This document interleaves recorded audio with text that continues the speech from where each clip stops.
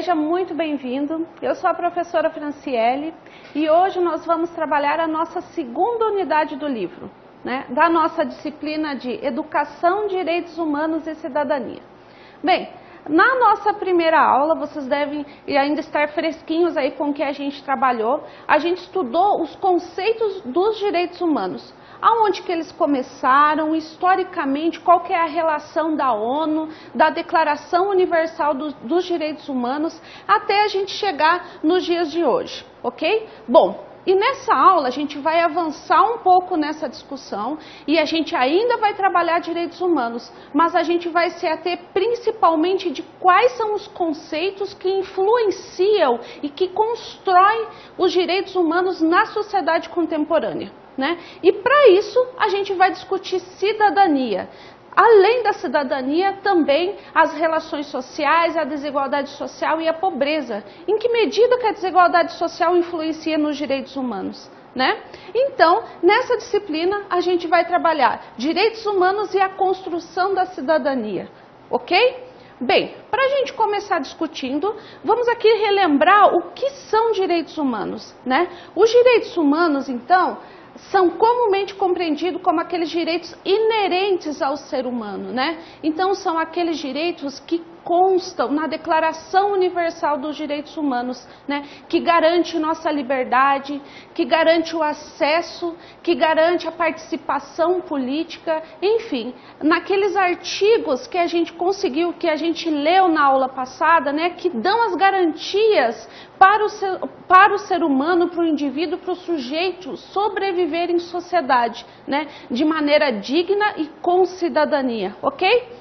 Bem, os direitos humanos são garantidos legalmente, pela Lei de Direitos Humanos, que a gente chama aqui a Declaração Universal dos Direitos Humanos. Então, relembrando um pouquinho, os países que aderiram à Declaração Universal dos Direitos Humanos seguem esses precedentes, seguem esses artigos. E no Brasil, a gente encontra esses direitos legitimados principalmente na nossa Constituição Cidadã de 1988. Estão lembrados disso, Então, a Declaração Universal dos Direitos Humanos, não só no Brasil, mas em muitos países, ela traz pressupostos, ela garante liberdades, garante acesso aos seres humanos. Então, isso que são os direitos humanos. Independente de onde a gente esteja, nós somos...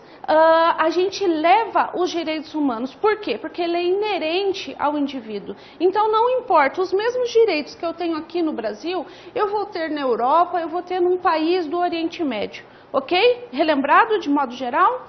Bem, pessoal, então, nós trabalhamos aqui direitos humanos, mas existe um conceito que está muito relacionado com os direitos humanos, com acesso. Que conceito que é esse? O conceito de desigualdade social, Por isso que a gente vai dedicar essa aula para a gente trabalhar o que é desigualdade social.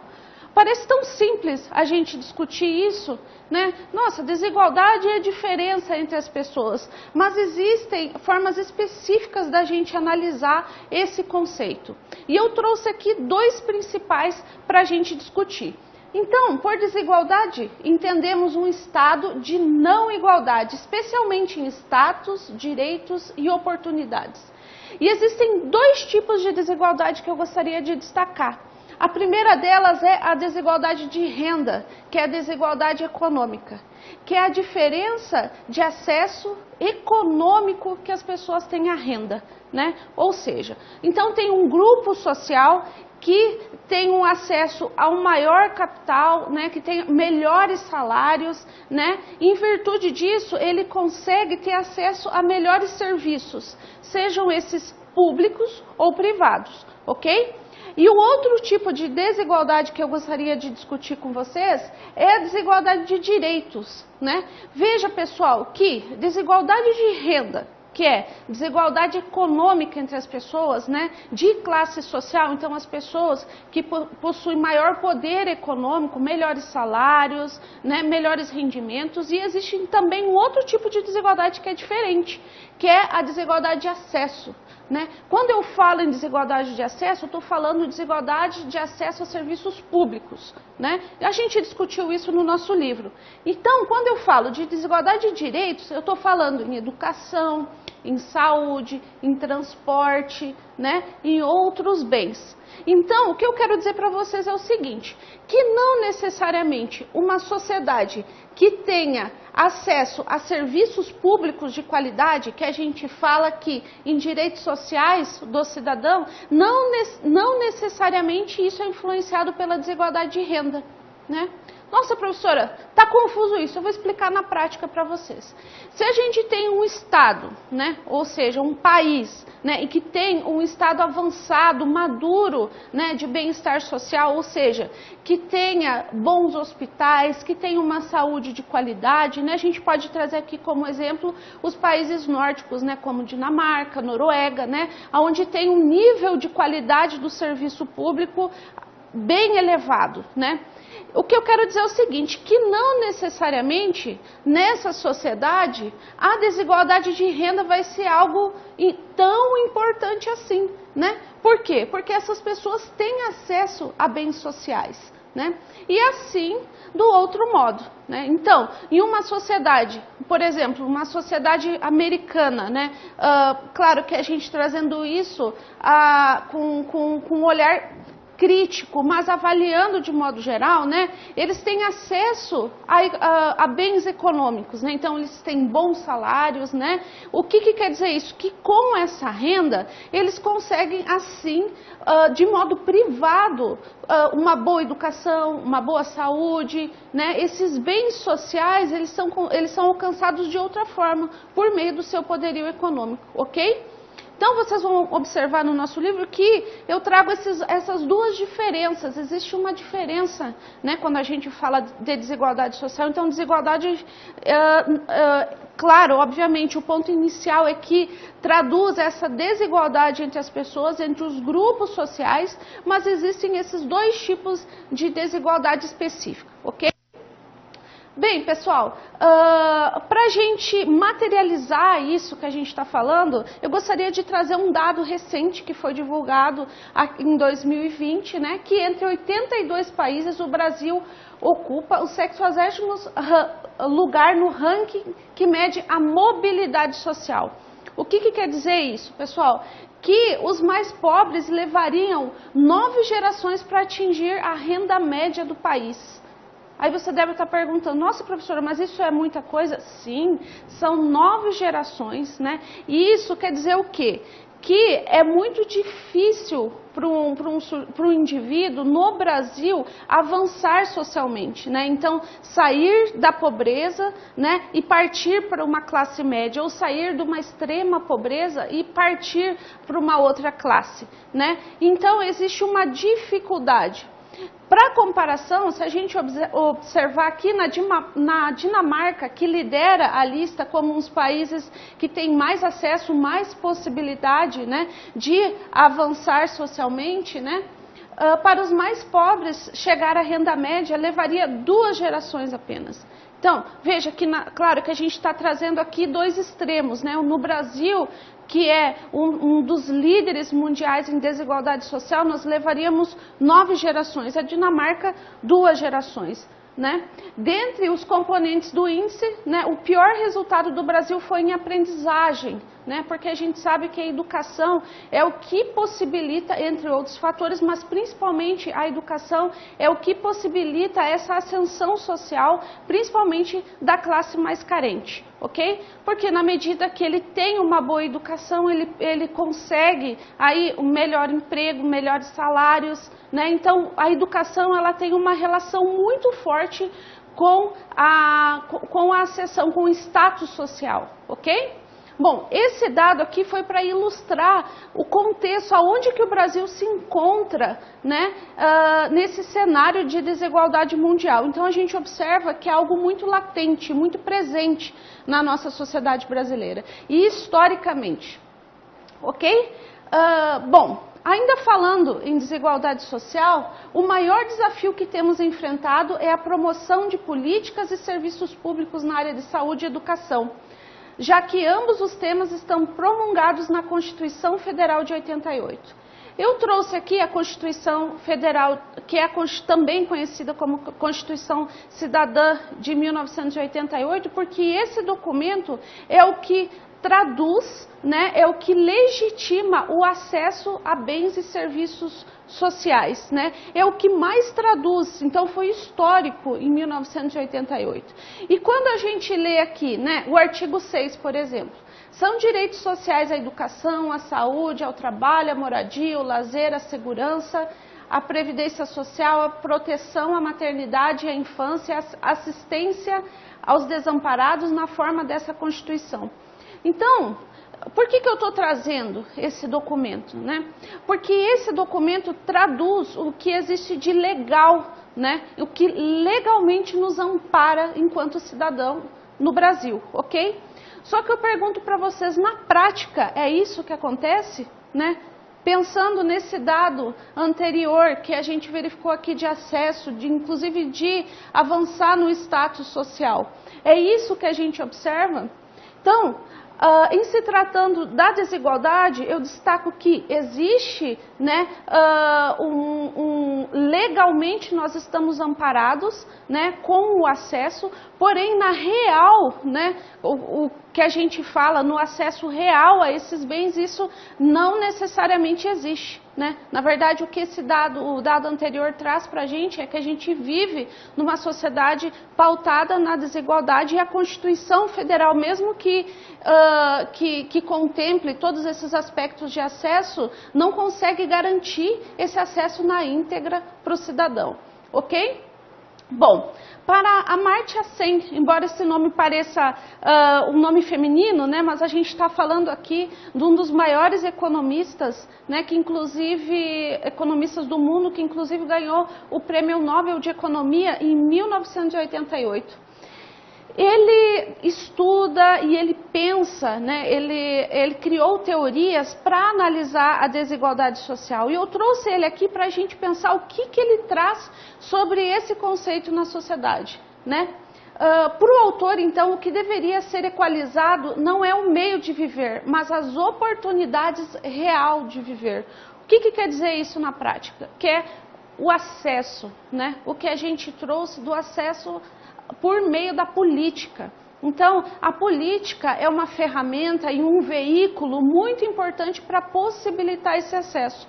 E o autor está falando o seguinte, que a gente não, que o ideal é que o indivíduo não deixe, não mude o seu modo, né, de viver em sociedade, mas sim que a sociedade, que a estrutura social em si possibilite que ele viva com dignidade, né? Então, de modo geral, é isso que o autor está trazendo para a gente, né?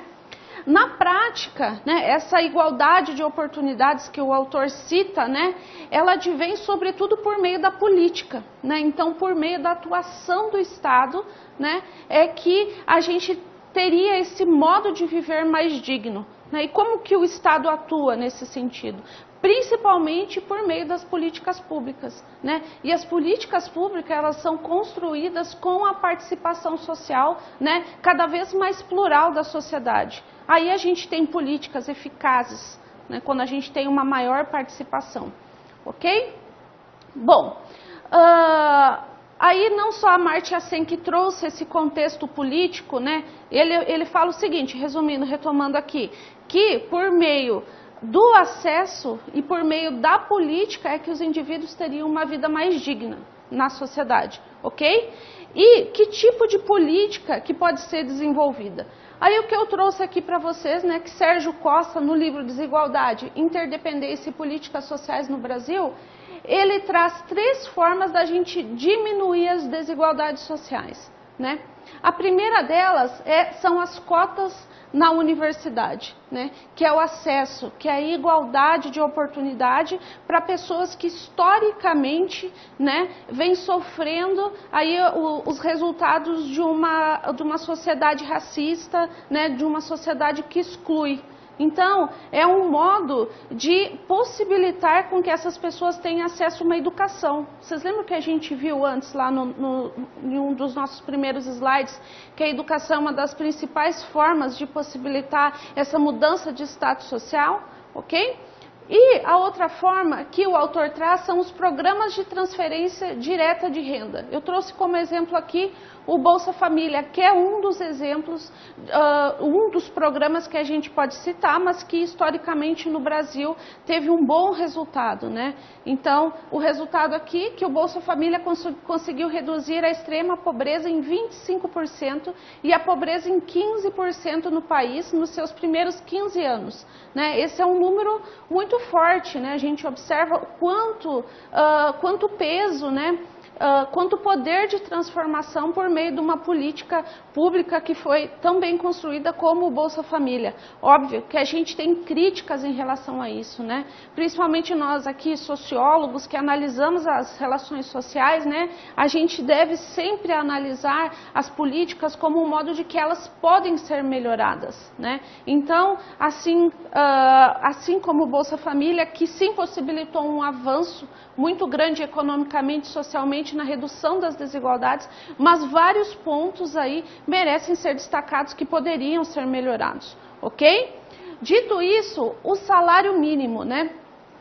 O salário mínimo, o acesso a um salário, a um aumento do salário real, ele possibilita também uma redução da pobreza e aumento do PIB.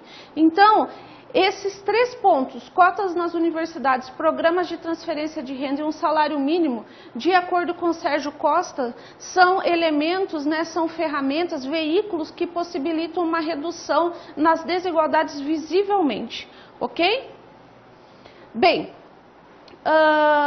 como eu falei anteriormente, então, que existe uma estrutura formal, principalmente na Constituição Federal, a Constituição Cidadã de 88, que garante o acesso, né, à democratização dos recursos e bens sociais, ok? De direito, acesso a serviços básicos proporcionados pelo Estado.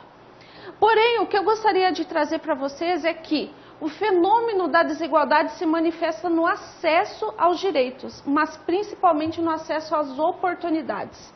Né? Então, a desigualdade, de modo geral, é o seguinte: ela advém por meio da falta do acesso a direitos, mas também de oportunidades.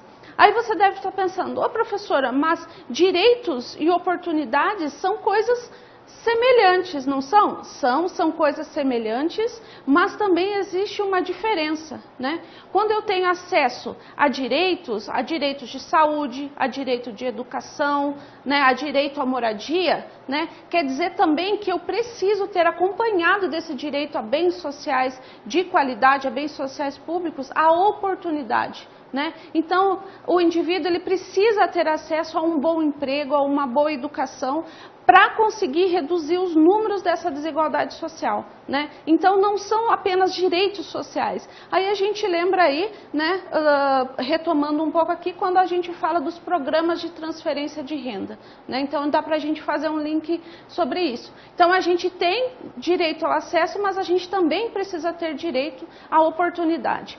E quando a gente pensa, por exemplo, no Bolsa Família, né, qual que é o direito, as oportunidades que o Bolsa Família trouxe para a sociedade, né? Então, a educação, né, que é obrigatório com que as crianças frequentem a escola, né? Isso força um processo de acesso à educação, né? E logo a gente observa uma transformação social a longo prazo, né? Que esse indivíduo não apenas ganha um recurso, mas também por outras vias possibilita uma oportunidade, então, de mudar a estrutura social ou sair desse círculo vicioso que ele se encontra, ok? E para a gente ilustrar mais uma vez o contexto de desigualdade que a gente tem no Brasil, eu trago aqui alguns dados do IPEA, né, que fala sobre etnia, sexo e situação de domicílio. Então a gente observa aqui, em se tratando de etnia, que os negros, né, em relação à renda, eles recebem muito menos que os brancos, né? Veja, pessoal, que isso não é a professora Franciele aqui falando o que acontece, isso são dados, né? São dados que ilustram o contexto de desigualdade que a gente tem no país.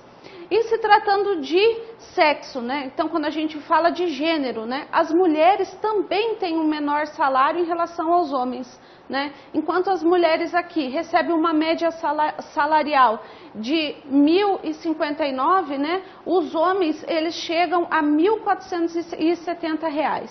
Né? E também a situação de domicílio entre viver no meio urbano e no meio rural, também existe uma diferença salarial. E quando a gente fala de educação, observem aqui o número, né, que a população com mais de 18 anos com ensino fundamental completo, né, então os negros, eles têm menos acesso à educação, mesmo em se tratando de ensino fundamental completo, mas esse número, ele se repete também no ensino médio e também no acesso à educação superior. Comparativamente aos brancos que têm mais acesso, né, o número de brancos que acessam ou que concluem o ensino fundamental e que também chegam na universidade é maior do que dos negros. E quando a gente fala de mulheres, né, pessoal, então as mulheres, elas têm uma maior qualificação que os homens, mas veja que 56% das mulheres, elas chegam a concluir o ensino fundamental completo, né? Comparativamente aos homens, que apenas 53%. Mas isso, o acesso à educação, se a gente se ater a esse dado de homens e mulheres, né, em relação à educação, e isso, mesmo que as mulheres tenham uma maior escolaridade, não garante melhores salários, né? O que esse dado ilustra para a gente? Ilustra que existe a nossa sociedade é pautada por uma desigualdade de gênero, né? E esse número se traduz em outros tipos de desigualdade, inclusive no acesso à desigualdade à renda. Então, esse dado eu gostaria de trazer para ilustrar para vocês a desigualdade social no Brasil. Essas são algumas das desigualdades que a gente tem, né, que a gente poderia trabalhar, que é a etnia e do sexo, né, que muito possivelmente são as mais marcantes, ok? Dito isso, né, como que se perpetua as desigualdades, né? Além desses fatores que a gente citou antes, que a gente trabalhou de sexo, etnia e de viver no meio rural e urbano, né? Isso permeia o processo de desigualdade social, né? Mas existem outras formas de perpetuação dessa desigualdade. Então, as pessoas que são marginalizadas sofrem os maus efeitos da existência dessas bolhas sociais e econômicas, sem lhes ser concedidas oportunidades de vida, de estudo, de crescimento profissional, da mesma maneira que as outras pessoas. O que eu quero dizer com isso, pessoal? Que quanto o nível socioeconômico dos indivíduos influencia drasticamente na qualidade da educação, no aproveitamento dessa educação. Esse dado que eu trago para vocês, né, por exemplo, quanto mais baixo o nível socioeconômico, menos o aproveitamento esse aluno tem na escola, né? Então, a nota do aluno. Por exemplo, é que o gráfico, vocês vão poder observar depois, vai ser disponibilizado para vocês, esse gráfico é interativo. Então, quando a gente observar que quanto mais baixo o nível socioeconômico, mais baixo vai ser a nota do aluno, né? Isso, de modo geral, né, vocês como futuros sociólogos, analistas sociais, né, a gente sabe que depende muito da onde que o indivíduo vive, né? Então a grande parte, se não a maioria das cidades brasileiras, né, ela tem um processo de segregação social muito grande, né? A gente sabe que as melhores escolas, né, em qualidade, com maior estrutura, né, estrutura pública, elas estão em bairros mais privilegiados, né? Então sobra para os bairros que são marginalizados, que vivem à margem da estrutura social, né, onde tem um alto nível de violência, né, onde existe uma distância social dos bairros para o centro. Nessas escolas a estrutura social ela não é tão assistida pelo Estado. Então, as escolas não são pintadas, os professores, eles recebem menores salários, né? Então, tudo isso influencia no aproveitamento do aluno, na qualidade da educação. E é por esse dado que eu trago para vocês, e isso é o que perpetua a desigualdade. Né? Então, vocês devem estar pensando, né? Ah, professora, mas eu ouvi falar de um rapaz que achou um livro no lixão e fez um concurso e passou para juiz. Veja, pessoal, que quando a gente traz um exemplo desse, a gente não está falando de uma regra, a gente está falando de uma exceção. Né? Então são raros, né, histórias que a gente escuta de pessoas, né, que conseguem ascender vivendo numa estrutura social tão precária. Né? Então, esse é um dos fatores, né, pensando aí em educação, que perpetua o processo de desigualdade na sociedade.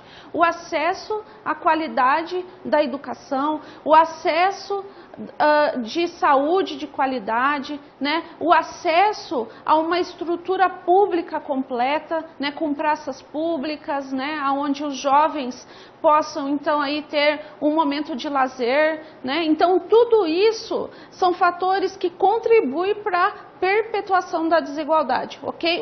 O não acesso a esses espaços e aos bens públicos de qualidade, principalmente a educação, ok?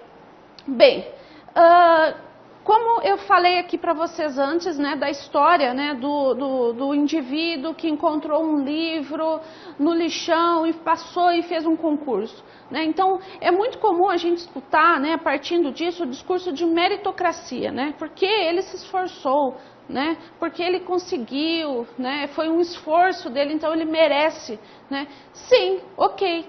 Só que a gente pode falar em meritocracia numa sociedade totalmente desigual? Né? Será que a gente pode falar em meritocracia? Né? Então, por exemplo, se a gente falar de 3 indivíduos, eu vou contar aqui um pouco da minha história, né? Então, que eu vivia com mais 3 colegas na minha infância, a gente fez o ensino médio juntos, né? Juntas, e eu tinha acesso a livros em casa, eu tinha acesso à música, à viagem. Em contrapartida, os 2 outros colegas não tiveram acesso à cultura, não tiveram acesso à leitura, o estímulo à leitura, não viajaram, não conheceram outras culturas. O que eu quero trazer para vocês, quais que são as chances dessas outras 2 pessoas, né, seguirem a escola, fazerem uma faculdade, um mestrado, é muito mais reduzido do que a primeira pessoa que teve acesso a todos estes bens. Né? Em algum momento aí do estudo de vocês no curso de sociologia, vocês vão ter acesso aos conceitos de Bourdieu, né? Quando ele fala de capital social, capital simbólico e capital econômico, né? Do hábitos que o indivíduo carrega, né? Que possibilita o acesso e amplia a visão de mundo, né? O que eu quero dizer para vocês é que, nesse aspecto, a gente falar em meritocracia é algo muito sensível na nossa sociedade, porque a gente não está falando de uma sociedade com equidade, com iguais acesso a bens e a serviços de qualidade. Né? Acesso a uma educação de qualidade, a uma saúde, a um transporte, a uma moradia. Então, nós não estamos... Todos esses dados que a gente viu até aqui, né, principalmente os dados de desigualdade de gênero, de desigualdade racial, de desigualdade econômica, traduz o quê? Que a gente não vive numa sociedade com iguais direitos de oportunidades. Né? Ao contrário, são diferentes. Né? Então a gente não tem uma igualdade social, por isso que a gente não pode falar em meritocracia. Né? A partir do momento que eu dou iguais direitos e acessos, aí sim a gente pode falar em meritocracia, ok? Então, um princípio do direito prega em tratar os iguais como iguais e os desiguais como desiguais, com o intuito de reconhecer como que a força das vivências, dos locais de origem e da vida social tende a se manter os mesmos por décadas, né? Então aí a gente retoma lá, são 9 gerações para esse indivíduo, então, avançar na sua estrutura social, sair daquela bolha social de desigualdade no Brasil, né? Então, retomando aqui para falar em meritocracia, a gente deve analisar a sociedade como um todo. E a gente tem meritocracia quando a gente tem equidade, mas quando a gente não tem equidade, falar em meritocracia é um erro, correto? Bem, como surge a desigualdade social, né? Evidente, pessoal, que para a gente falar em desigualdade social, ela não é um fenômeno exclusivo da nossa sociedade brasileira, né? A desigualdade social é algo que historicamente vem sendo construída, né, há centenas de anos na nossa sociedade e está presente em vários estados, em vários países, né? Mas principalmente no Brasil, que é onde a gente vai se ater a analisar, a desigualdade social é algo muito marcante, ok? Então, a desigualdade social é o fruto da concentração de dinheiro e poder de uma parte muito pequena da população. O que resta, a grande parcela da sociedade, é dividir o restante. Então, esse dado eu trouxe para vocês porque é muito recente, né, que traz a desigualdade crescente relacionada ao índice de Gini. Então, o índice de Gini, se vocês relembrarem e retomarem aí, né, nada mais é do que a média entre o PIB e o número da população. E quanto mais próximo de 1, mais desigual é a sociedade. Então, o Brasil, no primeiro trimestre de 2019, estávamos em 0,627, ou seja, nós estamos aumentando no índice da desigualdade, né? Então, a concentração de renda no país é muito grande, né? O país lidera entre os países com maior concentração de renda do mundo e isso, obviamente, impacta no processo de desigualdade social, principalmente no processo de acesso à renda na desigualdade econômica, ok? Esse dado foi também, né, para a gente ilustrar aonde nós estamos, aonde que o Brasil se enquadra no processo de desigualdade. Bem, aí você deve estar perguntando, professora, mas o que causa as desigualdades sociais no país? Né? Então, são inúmeros os fatores, né? A gente poderia ficar listando aqui inúmeros, mas eu trouxe alguns, né, que vocês podem acompanhar aí no livro de vocês também, né, que é a má distribuição de renda, né, que é a concentração de poder, porque poder, a gente fala em renda aqui também, o acesso, né, a bens econômicos. Então, como eu trouxe, voltando aqui esse dado, né, que a nossa concentração de renda é muito grande no país, né, estamos próximo a 1, né, então a concentração de renda é uma das principais causas da desigualdade social no país. A má distribuição de recursos, principalmente recursos públicos. Então, promover políticas públicas eficazes, eficientes, isso tem um impacto direto na diminuição da desigualdade social. Então, a má administração de recursos é um fator importante nesse sentido. A lógica de mercado do sistema capitalista, né? Quanto mais lucro para as empresas e os donos da empresa, melhor. Então, aqui a gente não está falando, criticando o sistema capitalista na sua eficiência de gerar lucro, mas sim quais que são os resultados desse sistema, desse processo nas sociedades, né? Então, a gente tem aí um produto de desigualdade social que advém principalmente da concentração de renda, né? Então, a gente não se atém aqui a falar que o capitalismo não funciona. Na verdade, ele funciona muito bem com o seu objetivo, né, de capitalizar, de gerar recursos. Só que qual que é o produto dele na sociedade? Né? Ele acaba deixando, né, um processo de desigualdade social que advém sobretudo pela essa má distribuição de renda. ok? Bom, falta de investimentos na área social, em cultura, em assistência à população mais carente, em saúde e educação. Isso a gente discutiu até aqui bastante, né? Que a falta de recursos públicos de qualidade, né, é uma das causas da desigualdade social. Lembra que a gente começou a nossa aula falando da desigualdade econômica e da desigualdade de acesso, né? Que não necessariamente uma influencia na outra? Então, essa também é uma das causas da desigualdade social. E a falta de oportunidade de trabalho, né?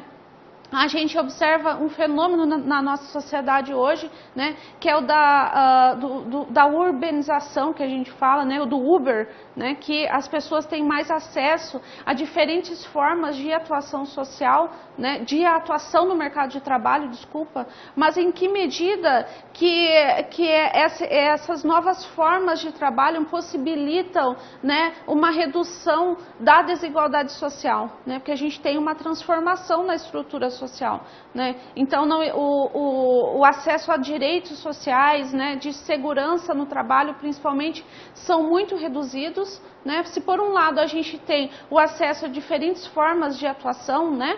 Por outro lado, a gente tem um fortalecimento do processo de desigualdade também. Né? Por quê? Porque os direitos são reduzidos, né? E como a gente vem estudando até aqui, o Estado, né, por meio do acesso a direitos, inclusive no trabalho, é o que fortalece, então, o processo de redução das desigualdades, ok?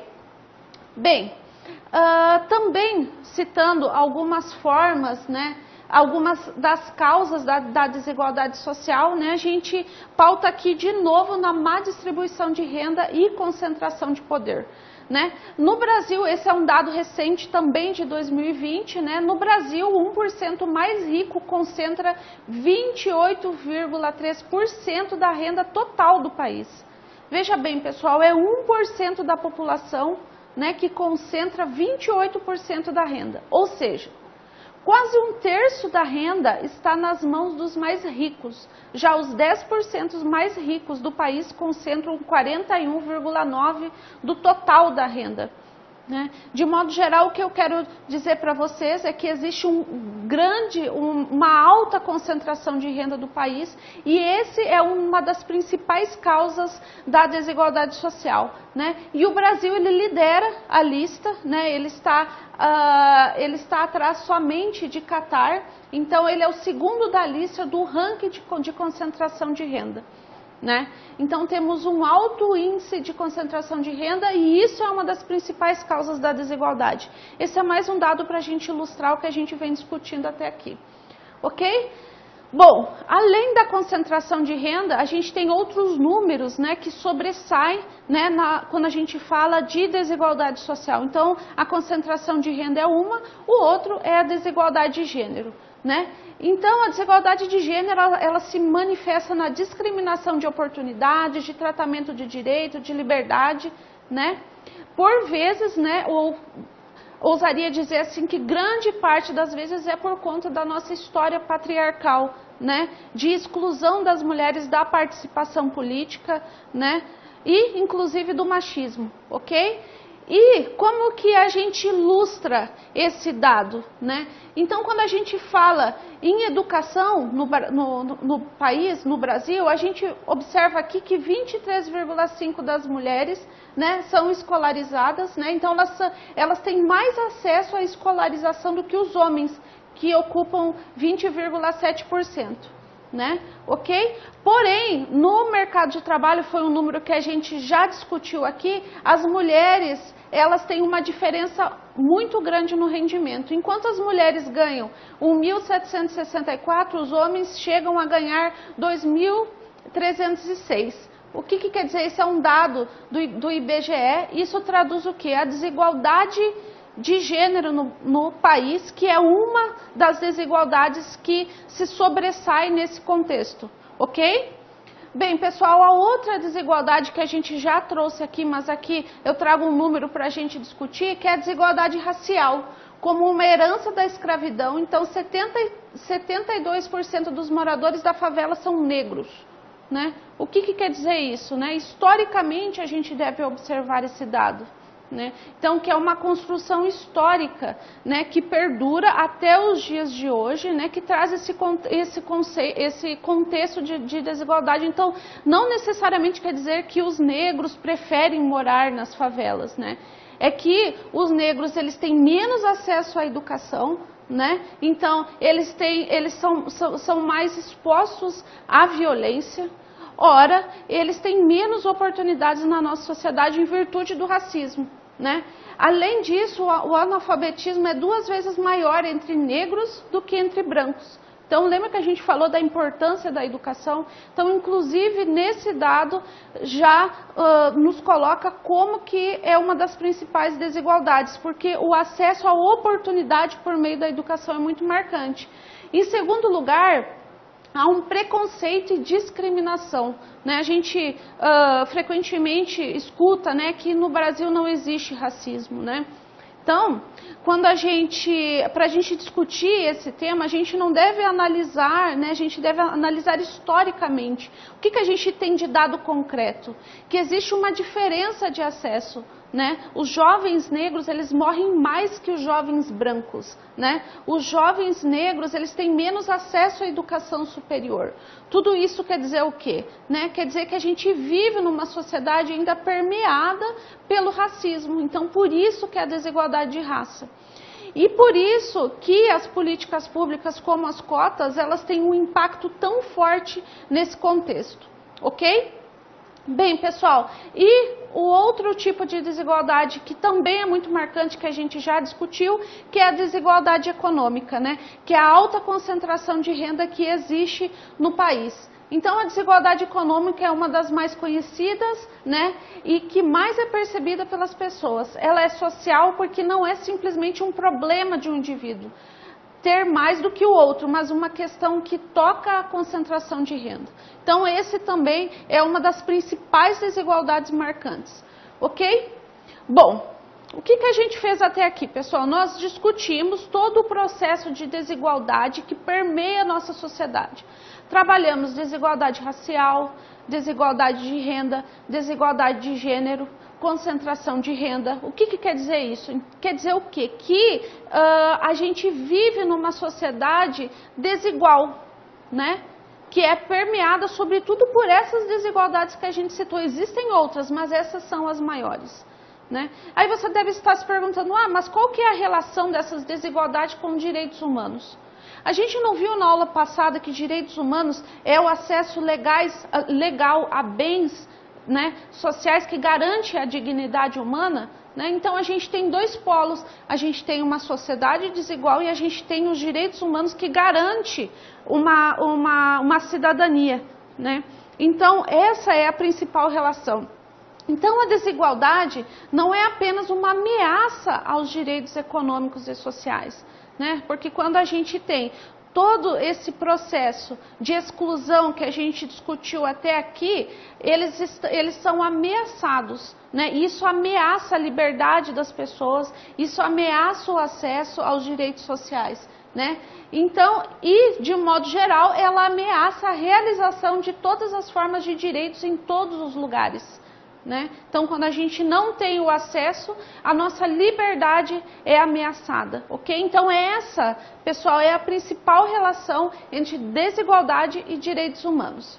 Então, para trazer uma citação de Bob, quando fala sobre os direitos, né? Então, ele diz o seguinte: direitos do homem, democracia e paz são 3 momentos necessários do mesmo movimento histórico.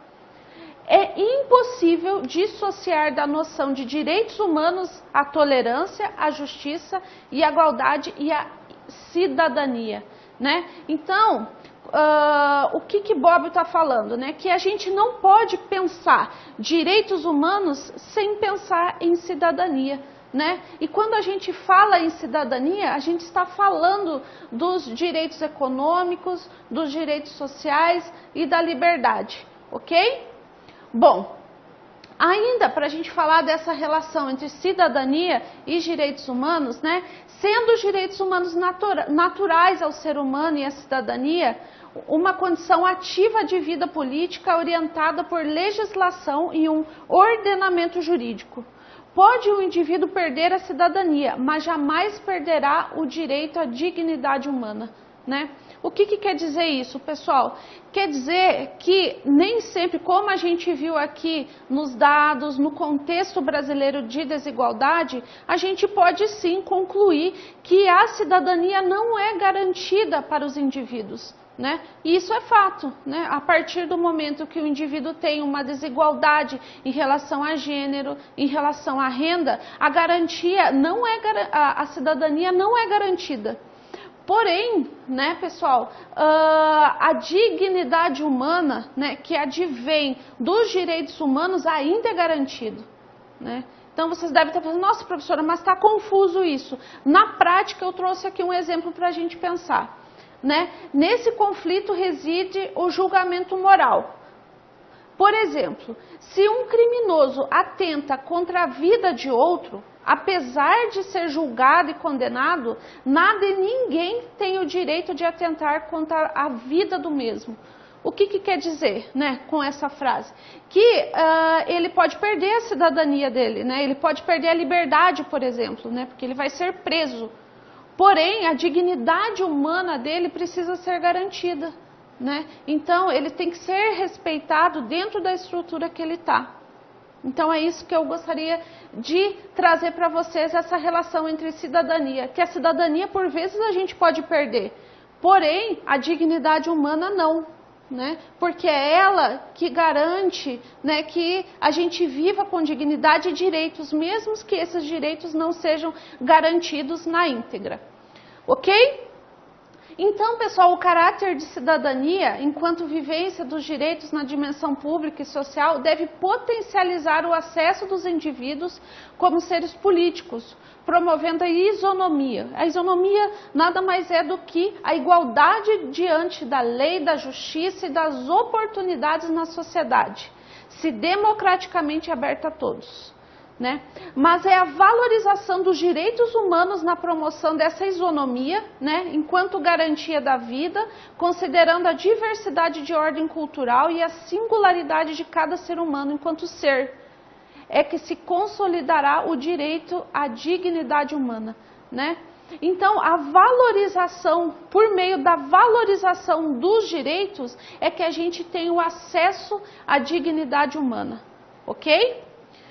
Bom, pessoal, ainda falando dessa relação, né, essa ideia que eu estou falando de dignidade, que é central para a compreensão dos direitos humanos e da sua universalidade, ou seja, que é universal, que é para todos, esclarece, entre outros temas, por que quando ocorre uma violação grave no Brasil, é legítima a interferência de outros estados, né? Como, por exemplo, as comissões europeias e norte-americanas que vêm investigar a violação dos direitos dos índios, né? Então, não é comum acontecer isso quando a gente fala de direitos humanos, né? A gente tem aqui no Brasil, né, um Estado, né, que é responsável, então, por assumir e por controlar as relações de poder, né? Então, quando a gente fala de índio, né, inclusive esse foi um caso recente que aconteceu, foi um exemplo que aconteceu, né?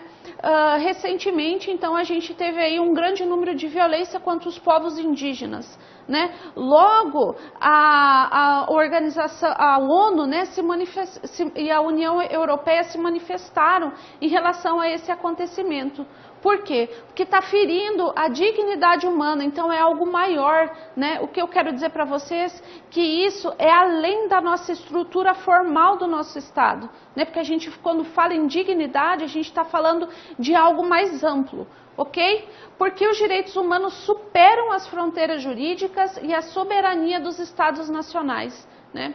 Então, na primeira aula eu trouxe para vocês aquele exemplo, né, de alguns países do Oriente Médio, né, que crianças, então, elas são obrigadas a se casarem muito cedo, né? Em relação a isso, é algo cultural, sim, né? Então, a gente está falando aí de uma cultura que por muitos anos vive dessa forma, porém, ele fere a dignidade humana, né, ocidental.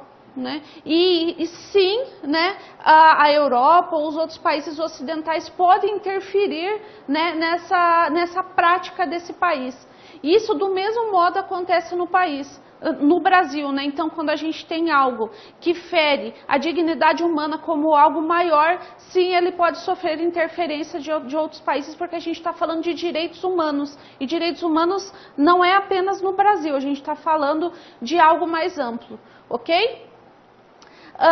E existem algumas dimensões dos direitos humanos. Do ponto de vista histórico, então, há uma distinção dos direitos humanos, né? O conjunto dos direitos humanos é classificado em 3 dimensões. A primeira é das liberdades individuais, ou chamados direitos civis. Então, a primeira dimensão é a liberdade. A segunda dimensão é a dos direitos sociais, que é o acesso à educação, à saúde, à moradia.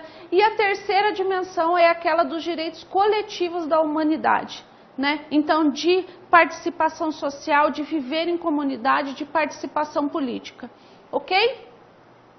Pessoal, eu trouxe aqui, para a gente finalizar o que a gente trabalhou até aqui, um círculo virtuoso dos direitos humanos, né? Então, virtuoso, que é algo que ele fortalece os direitos humanos, né?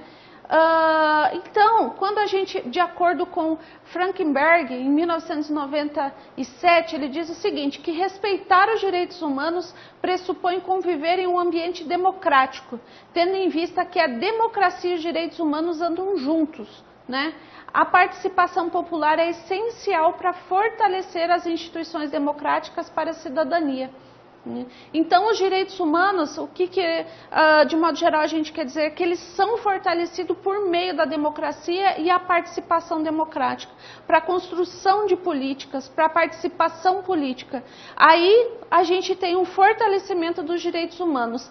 E esse círculo virtuoso, né, que é pautado em Frankenberg, ele diz o seguinte, que direitos humanos, né, que o respeito ao fortalecimento, influencia na universalidade, indivisibilidade e interdependência desses direitos, que por sua vez são os direitos sociais, dignidade humana, cidadania, direito à vida, liberdade, igualdade e erradicação da pobreza, que influencia no combate a essa pobreza econômica, humana, política, sociocultural e de proteção, que leva ao desenvolvimento, que por sua vez fortalece os direitos humanos. Esse então aqui é o círculo virtuoso dos direitos humanos. A gente observa como que o processo de igualdade de cidadania está relacionado com esses direitos.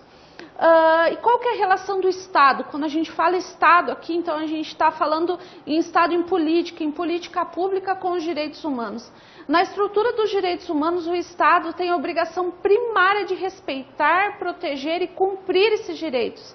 Mas isso depende de um Estado em funcionamento com total participação democrática e transparência. Por isso que quando a gente fala de democracia é tão marcante, né? Porque quanto mais participação, mais plural e mais igualdade, pluralidade de direitos e acesso a gente vai ter. Bom, pessoal, espero que vocês tenham aproveitado, tenham compreendido a relação entre desigualdade, cidadania e direitos humanos, principalmente qual que é a relação de direitos humanos com esses conceitos, e até a próxima aula.